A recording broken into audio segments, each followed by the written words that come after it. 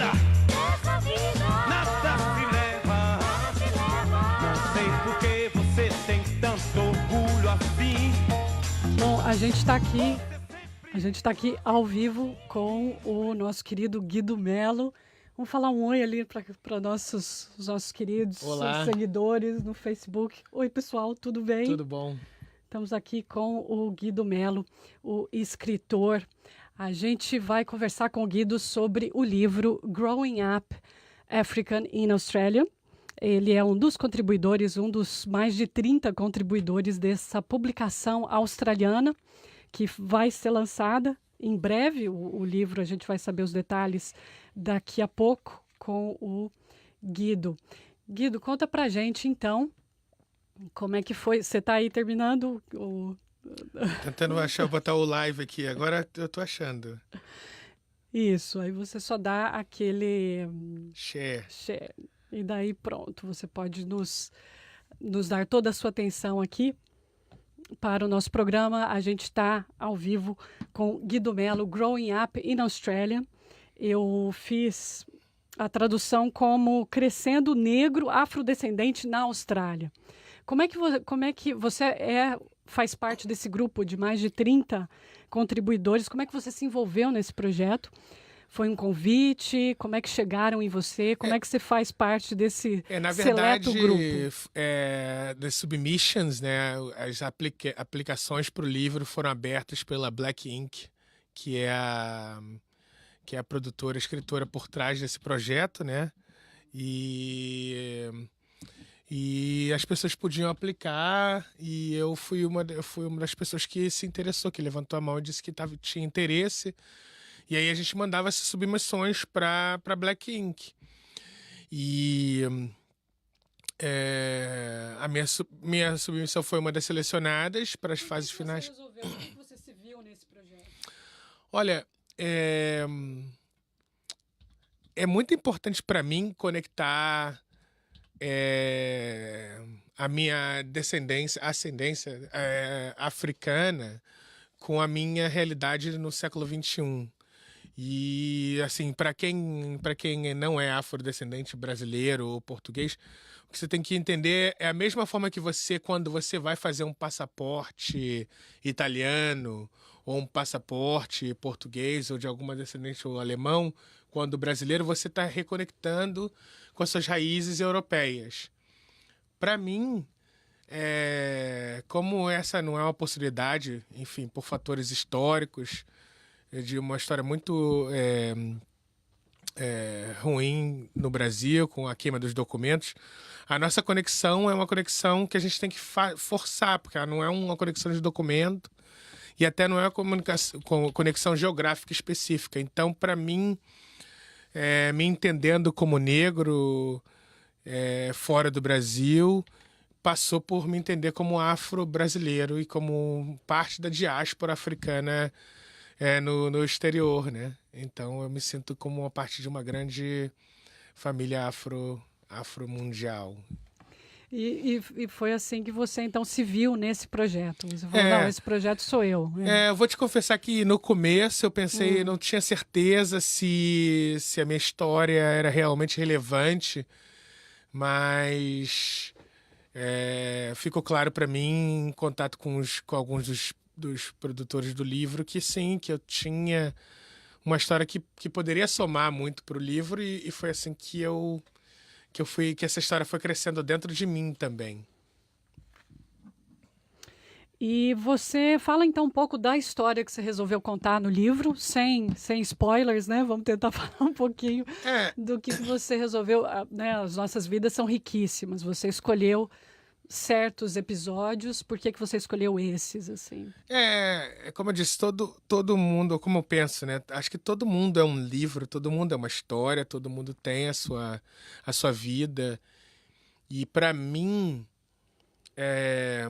a minha vida na Austrália não poderia existir sem a minha vida no Brasil. Então eu conto um pouco da minha vida no Brasil, crescendo em Salvador, onde eu nasci, e aí logo pequeno indo para o Rio de Janeiro e me moldando como pessoa no Rio de Janeiro, e depois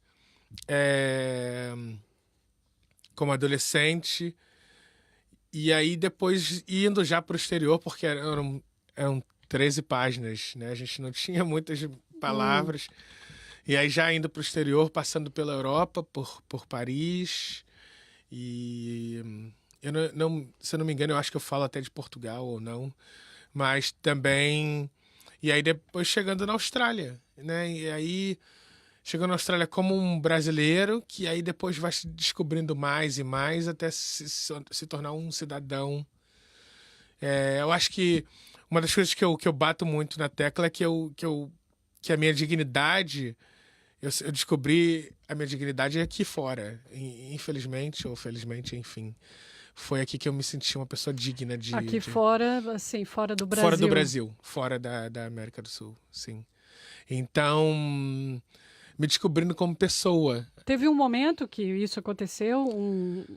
Algum evento? Ou foi aos poucos? Foi todos os dias? Foi no mudando? livro, eu resumi, se fosse uma cena de um filme, ou enfim, uma parte... Acho que eu resumi quando eu estava em Paris e eu ia nas padarias ou nos bares e eu era recebido com Bonjour, monsieur. Que, enfim, se traduz para bom dia, senhor. E isso para mim foi... E eu respondia bonjour, monsieur, para a pessoa, bonjour, madame, se fosse uma mulher. E isso para mim era de uma dignidade, de uma igualdade muito bonita, de poder ser, sabe, não moleque, não garoto, não o que foi, o que você quer aqui. Era bom dia, senhor, como posso ajudá-lo, sabe? Então, para mim ali é o começo. Quantos anos você tinha? Eu tinha 24 para 25. E você ficou surpreso com essa descoberta? Eu fiquei bem 25 surpreso anos porque... E eu tô me sentindo assim? Porque você... Muitos de nós, eu só posso falar pela minha experiência. A minha experiência no Brasil era uma experiência total de opressão. E apesar de ser classe média brasileira, classe média baixa, era uma experiência total de opressão diária. Desde a polícia aos professores, aos alunos, aos vizinhos. Eram constantes reafirmação de que você não é digno de estar naquele lugar, de você não merece estar aqui. Você é um intruso. Você é um intruso. Então, subcidadão. quando em Paris eu me senti que eu podia fazer parte daquilo... Enfim, para mim foi um eye-opener, as portas se abriram e aí é o começo, então é o começo de tudo, e a Austrália só é o complemento disso, para mim. E é isso que eu quis contar, mas o objetivo do meu livro mesmo não é só contar uma história de... desculpa, de tristeza ou de raiva. É uma forma de fazer com que as pessoas abram os olhos para outras realidades e elas tenham empatia e simpatia por essas outras histórias, assim. Eu recentemente li um livro de uma escritora do Camboja com ascendência chinesa aqui na Austrália que se chama Alice Pong. Pong, P-U-N-G. E a Alice Pong fala da vida dela na Austrália como asiática, como Qual imigrante. livro que é o dela? É o Hidden Gem? Não, eu acho que é o Hidden Gem. É o mais último livro que ela escreveu em setembro. Então, é isso. É você poder contar essa história. E depois de ler esse livro, eu tive uma empatia muito maior, não só por ela, mas pela comunidade, pelo entendimento de como as histórias deles... O objetivo desse livro é esse, no momento de política onde a gente tem uma retórica incendiária de algumas partes da mídia e até da população, a gente vem com uma contraproposta. Eu acho que para muitas vezes contra a arma se pode usar poesia, sabe? Você pode usar flores. Mas é interessante essa sua descoberta da sua dignidade, porque você parecia então que estava se vendo sob o prisma sempre de outras pessoas. Sim. Aí, quando você foi para o exterior, você viu que outras pessoas, mais uma vez, se vendo pelo prisma de outras pessoas. Você acha que hoje você já se vê pelo seu próprio prisma? Eu acho que cada vez mais. Quanto mais eu aprendo da história, quanto mais eu entendo da história afro-brasileira e da nossa contribuição, mais eu levanto mais a cabeça, eu fico mais forte. E isso me faz me ver como um contribuidor do planeta e não uma pessoa que está de carona. Então, é um processo contínuo, porque são 600 anos de história das Américas, ou 500 anos de história das Américas e de opressão da comunidade afro-latino-americana, mas, enfim, é um processo de construção que começa em você, mas que também faz parte do coletivo, e que hoje eu consigo ver a minha história como relevante, como válida e como importante também. E, enfim, eu acho importante de ser contada. De ser contada e de ser ouvida, eu acho. Né? E a sua história no livro é chamada The Long Way Home, e é dividida em duas partes. Tem a sua vida no Brasil e a tua viagem, até talvez em três partes. A tua vida no Brasil, a transição, a viagem que passa por Paris e a chegada na Austrália. Como é que foi a tua experiência aqui? Você falou da experiência em Paris, que foi como você descobriu a sua dignidade, e aqui, como é que foi? Então, que é o cerne, né? o core desse livro. Aqui para mim, crescendo na Austrália, para mim, como eu já cheguei no meio dos meus 20 anos, então, na verdade, não é crescendo como criança, assim, mas é um crescendo como... É quase uma metáfora de crescendo como humano, para mim. E eu cheguei em Perth. Eu cheguei em Perth vindo de Bangkok, vindo de Paris, vindo de Lisboa. E aí foi um choque. Eu lembro de Perth no começo dos anos 2000. Para mim, essa é a memória que eu tenho. Era uma cidade vermelha, de muita terra vermelha, de muita coisa, de deserto australiano, de poucos prédios construídos assim nas periferias. Porque eu voltei várias vezes para Perth. E eu vejo muitas construções que eu não lembro de estarem ali.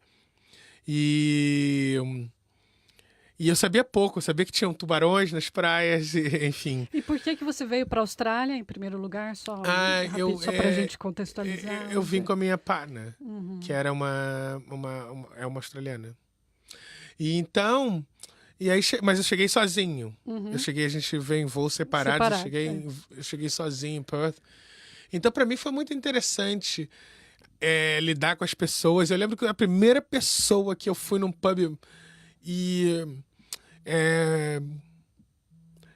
eu por anos e anos e anos e anos, eu pensava que tinha sido uma coincidência.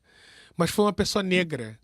Porque eu cheguei em Perth e eu ainda estava bem brasileiro, ou seja, bem...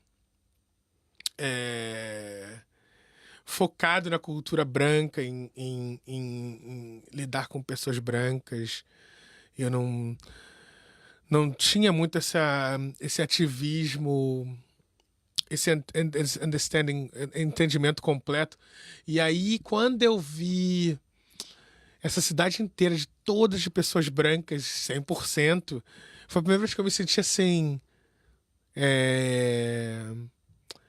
muito negro, sabe? Muito diferente. Falei, nossa, eu sou realmente de outro lugar, assim. De outro planeta. E aí o meu olho naturalmente começou a escanear por pessoas negras. E eu lembro que eu vi esse menino. Ele devia estar uns 200 metros de mim, tipo, do outro lado da rua, um pouco longe.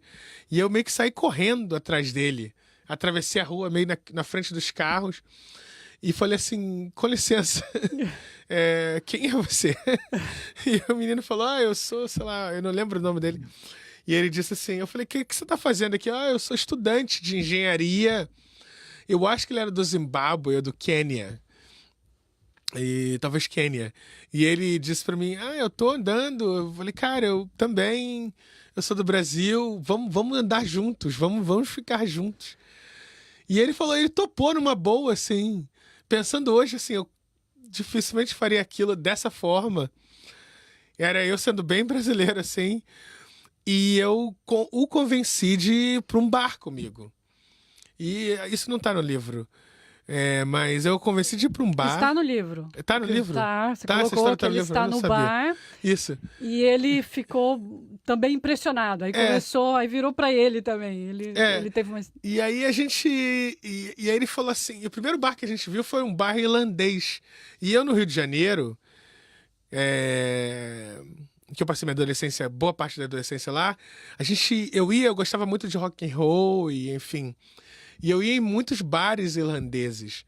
Então, pra mim, um bar irlandês era uma coisa assim, é o que tem pra hoje, é o que a gente faz. E eu falei, vamos nesse bar aqui, nesse Irish Pub aqui. E ele falou assim, cara, olha pra gente, a gente é preto, a gente não vai num bar irlandês. Eu falei, como assim, cara? Isso é século XXI, a gente vai onde a gente quiser. E ele duvidou, eu falei, não, olha só. Ele falou, se você for na frente, eu vou atrás de você. Eu falei, tá bom, anda atrás de mim. E eu fui meio que de linha de frente ali, de alfa na parada, e disse, olha, falei pro cara do bar, assim, que era um barman de cabelo vermelho, ginger, de olho azul. Vermelho falei, que nem a terra que você tinha visto. E que nem a terra de perto. Eu falei assim, me dá 2 pints, sabe? Me dá 2 cervejas. E ele veio e deu as 2 cervejas pra gente. Esse menino africano, estudante de engenharia, falou pra mim assim, pô, mas eu nunca imaginei entrar num bar assim. E aí nessa conversa fluiu ali, ele se sentiu muito confortável, a gente... E foi tudo bem, né? Foi tudo bem com Claro o que foi barman, tudo bem. vocês... A gente não, sabe... vocês dois, né? Mais ele do A que gente você. era diferente. Claro que a gente eram os únicos negros no bar. Era mas em 2000 e quando isso? 2003, mas bem no comecinho. Fevereiro. Então, para mim, eu não conseguiria imaginar uma situação contrária. Sabe, a gente não tá em 1960 no Alabama ou no Mississippi. Eu não conseguiria imaginar e acho que talvez muito da confiança ajuda também nessas situações, né? Muito de você estar certo de que você não tá fazendo nada de errado. E foi uma experiência tão marcante que você acabou adicionando aí no livro, né? Uma das principais. Não sei o que eu adicionei tanta coisa. Eu li o seu conto, então eu sei direitinho. E no prefácio do livro, a editora, né, a famosa escritora Maxine Beneba Clark, ela disse que ela faz essa diferenciação, por que a escolha desse título, Growing Up African in Australia. Né? Porque a diáspora africana ela também é colonizadora aqui na Austrália, ela explica. Por que foi importante fazer essa diferenciação? É muito importante, quando se usa o termo negro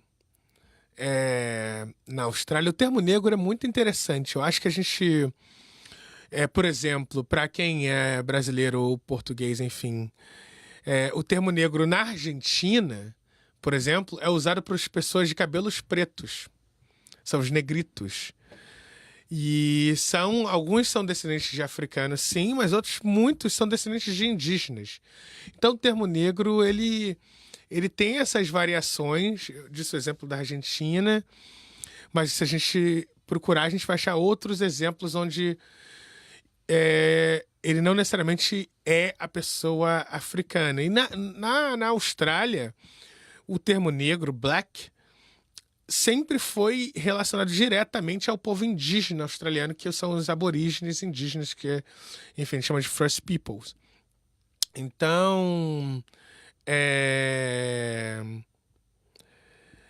era pra gente importante, quando escrevendo um livro sobre os africanos, os black peoples, que não são indígenas, demonstrar claramente que a gente não tem essa posição aqui de oprimidos totais. Apesar de sofrer opressão, sim, a gente também é parte do problema para os indígenas, que é muito complexo para a pessoa entender e entrar facilmente nessa coisa. Mas é importante isso, salientar que o africano, ele é black, mas ele não é black no sentido australiano. Como o livro é em inglês para um público australiano específico, a gente achou que era importante diferenciar isso. E, enfim... E colocar essa, né, essa diferenciação. o África. Mas a gente é black também, mas a gente é African black da diáspora.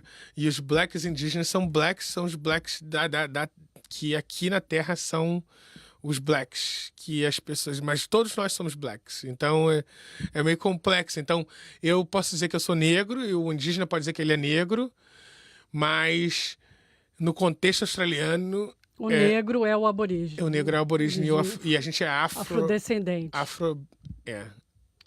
Tem uma pergunta aqui da nossa colega Beatriz Wagner, de Sydney. Ela está perguntando o que você acha. Melbourne tem esse problema das chamadas gangues africanas, né? São os jovens adolescentes que às vezes causam alguma confusão nos bares tarde da noite. Então... Como é que você acha que isso... O que você acha dessas gangues?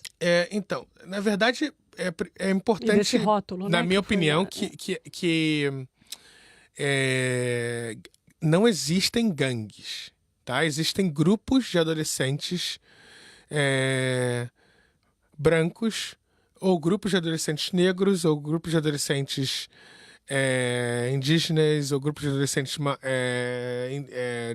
das ilhas do Pacífico, que andam juntos, como qualquer grupo de adolescentes anda junto em várias situações. E porque para você ter uma gangue, você tem que ter um centro de relativa inteligência, ou um centro, uma fundação, ou uma base e um objetivo. Sei lá, traficar drogas, roubar, sabe? É uma gangue. É uma gangue com objetivo. Como existem... Aqui na Austrália, as gangues que existem são gangues de motocicletas. São gangues que se formam para traficar ou para, enfim, impor, para fazer tatuagem. São gangues que existem. Então... isso para mim é importante deixar claro que existe toda uma narrativa que é influenciada por Hollywood, por alguns filmes, de que, sei lá, 10 negros juntos podem ser um perigo, e eu não consigo acreditar que isso é uma realidade quando você tem... Se você for na King Street aqui em Melbourne ou na King's Cross em Sydney, você vai ver 10, 20 meninos brancos, ingleses ou australianos andando juntos. E eles não são uma gangue, eles são meninos brancos. Os grupos asiáticos andam sempre ou muito juntos. E eles podem ou não causar uma briga. Essa briga pode ou não acarretar de todos serem envolvidos. Então a gente tem que trabalhar, desconstruir desmistificar isso. Dito isso, existem... uma pequena parcela de centenas, não chegam a ser milhares, sei lá, 200, 300 pessoas em Melbourne, jovens de origem sudanesa que em algum momento ou outro se envolverem em algum problema ou outro, totalmente difuso, totalmente fora de organização, mas que fazem parte. E isso é geralmente explodido na mídia de forma desproporcional a qualquer acidente. Por exemplo, outro dia teve um incidente na Chapel Street com, sei lá, 2 irlandeses e 2 meninos australianos brancos, anglo-saxões, que brigaram, e isso não saiu na mídia, saiu uma nota na 3CR. Então, essas coisas ocorrem porque jovens brigam, infelizmente, são... pessoas de CAD, sei lá, pessoas que estão com problemas, e essas pessoas brigam, mas eu não... Enfim, mas a narrativa de African Gang está aí, e eu acho que esse livro vem para contribuir ou para desmistificar esse tipo de narrativa, talvez. A gente vai ficando por aqui, voltamos na semana que vem na rádio. Pronto, eu só tive que terminar o programa na rádio. A gente continua no Facebook, continua, é só da rádio. A rádio Perfect que Timing.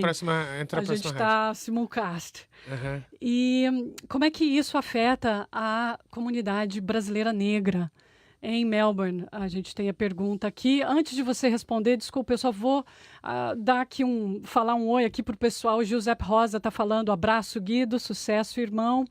Nicole Albuquerque, ela está falando, não foi ele que vimos em Footscray. Olhei no Instagram e ele mesmo arrasou. A Luísa Lara, parabéns pelo livro, Guido.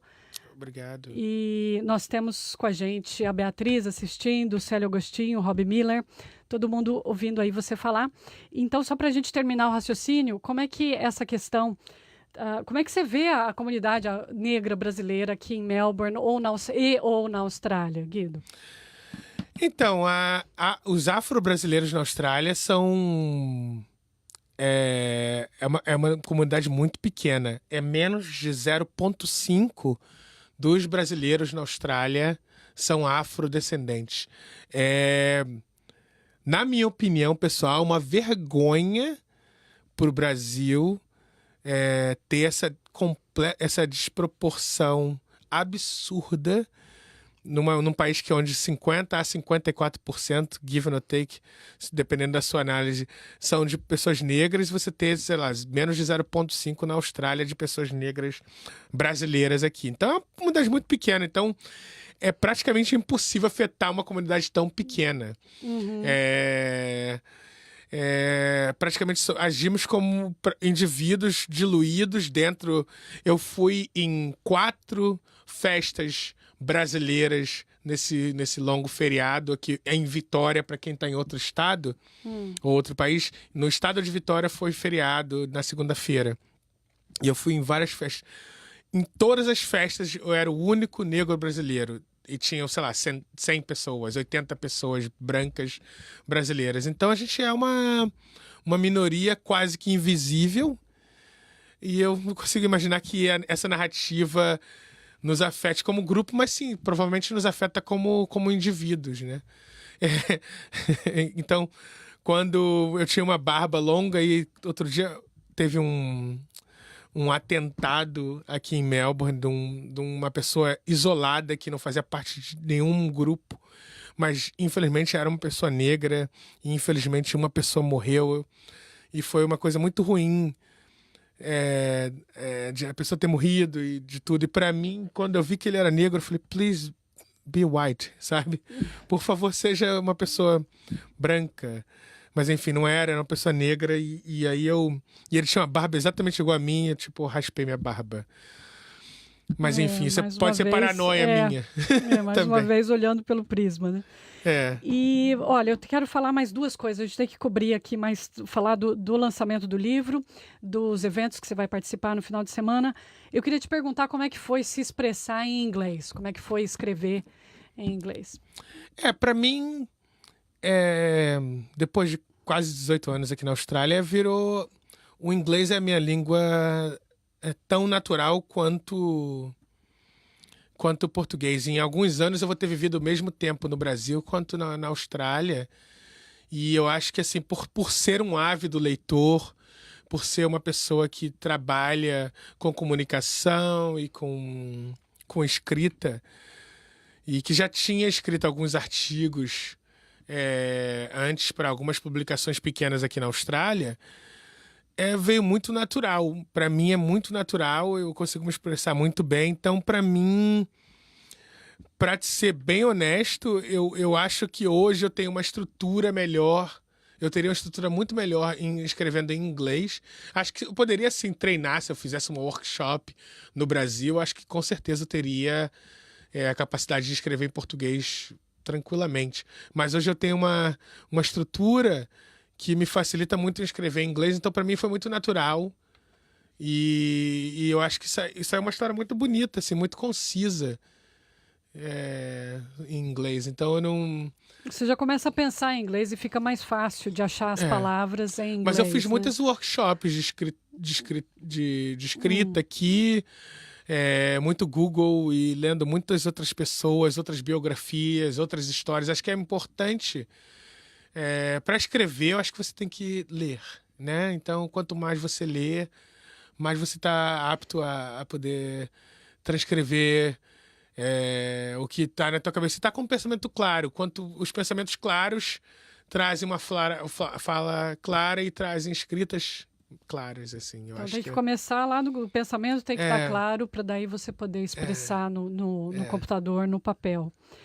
E você vai lançar o livro, fala um pouco pra gente do que vem por aí, quando então, é que o que vem por aí é assim, o livro vai ser lançado dia 2 de abril, a gente tem uma mega festa no dia 31 de março no Museu de Imigração, aqui em Vitória, para os escritores, mas acho que é aberto ao público. Os links podem ser passados depois no site da SBS.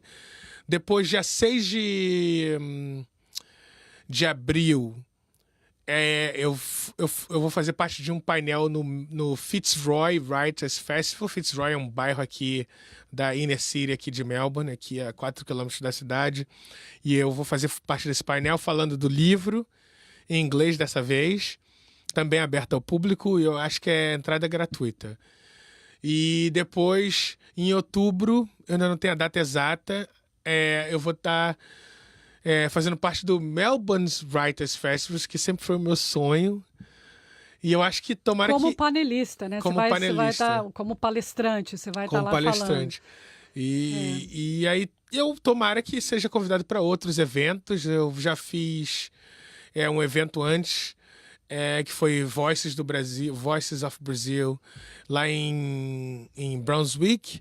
Então vou participar de vários eventos. Eu acho que é importante a gente ter essas vozes de outras multiétnicas que contam a história da Austrália, porque é muito normal ouvir um brasileiro falar assim: porque eu moro com um australiano. E ele automaticamente deduz que, quando ele diz essa frase, eu moro com um australiano, que o australiano é uma pessoa branca, provavelmente de origem anglo-saxã.